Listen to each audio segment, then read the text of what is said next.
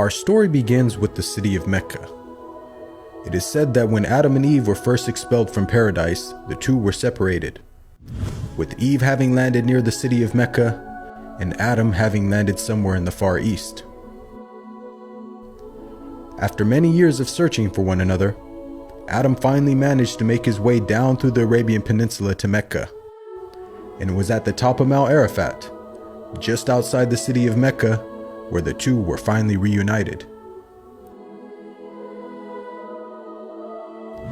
Mecca is also significant because it is considered the first place on earth that God Almighty was worshipped alone. And so, it was at that very spot that Abraham and his son Ishmael built the first house of worship for God.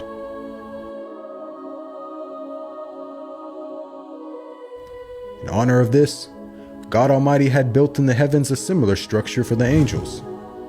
And it is said that every day, 70,000 angels come to that building to perform their prayers and then leave, intending never to return again.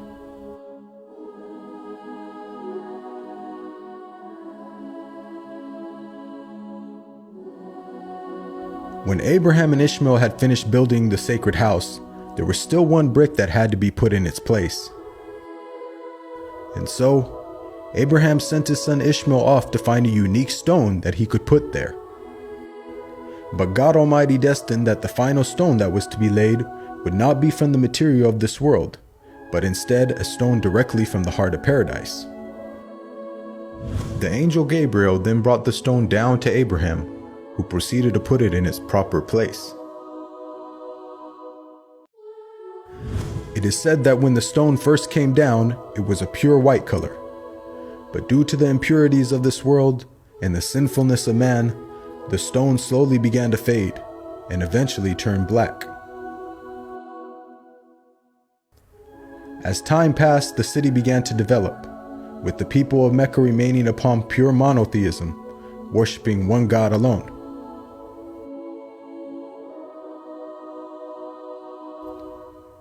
This despite the fact that their neighbors in Egypt, Mesopotamia, and the Levant had been practicing paganism for centuries. But this was all to change when a merchant by the name of Amr ibn Nuhay had decided to conduct his business outside of Mecca. Amr then proceeded to journey northwards until he reached the lands of Levant. There, Amr would witness for the first time things like modern architecture, advanced literature, and of course, the practice of paganism.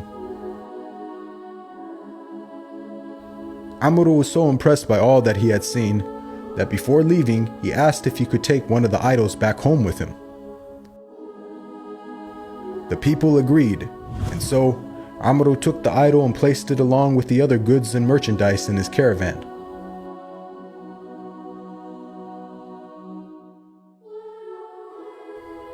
He then set out southwards, back towards the city of Mecca. When Amr arrived back home, he immediately took the idol and placed it right in front of the sacred house.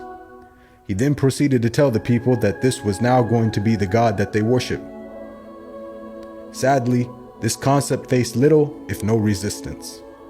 And as time passed, the people began to worship more and more different idols, until it is said by the end of the 6th century, there were over 360 different idols surrounding the sacred house in Mecca.